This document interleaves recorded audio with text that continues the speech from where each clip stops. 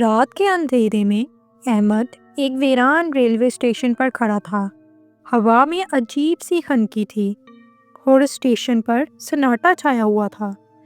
گھڑی نے رات کے 12 بجائے اور اچانک دور سے سیٹی کی آواز سنائی دی۔ احمد نے حیرانی سے پٹریوں کی طرف دیکھا۔ کہیں دور سے چمکدار سنہری روشنی آ رہی تھی۔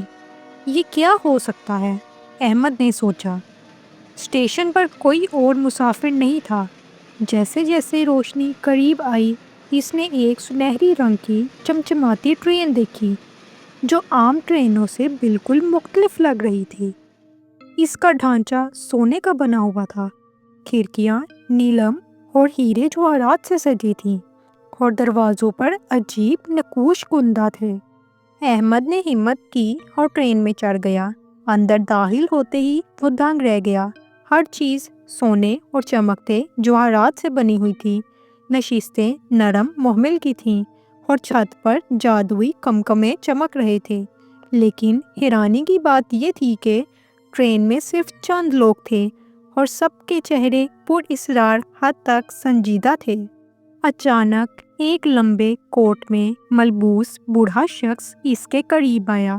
اس کی آنکھوں میں گہری چمک تھی اور اس کے ہاتھ میں سونے کی چھڑی تھی۔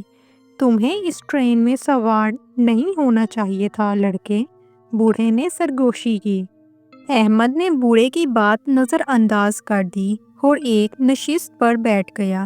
اچانک ایک خوبصورت عورت سنہری لباس میں اس کے قریب آئی اور بولی، اس ٹرین کے مسافر خوش نصیب ہوتے ہیں کیونکہ یہ تمہیں دولت، عزت اور طاقت دے سکتی ہے۔ احمد حیران ہو کر بولا، کیا واقعی؟ عورت نے مسکرا کر ایک سونے کا سکہ اس کے ہاتھ میں رکھ دیا۔ جیسے ہی سکہ اس کی ہتھیلی میں آیا، احمد نے اپنے کپڑوں کو شاہی لباس میں بدلتے دیکھا۔ اس کے جوتے چمکنے لگے اور اس کی جیبیں سونے کے سکوں سے بھر گئیں۔ احمد کی خوشی زیادہ دیر نہ رہی۔ اچانک ٹرین کی کھڑکیوں سے باہر کا منظر بدلنے لگا۔ گھنے جنگلوں کی جگہ سیاہ اندھیرا آ گیا۔ سب مسافروں کے چہرے بے تاثر ہو گئے، جیسے وہ زندہ مجسمے ہوں۔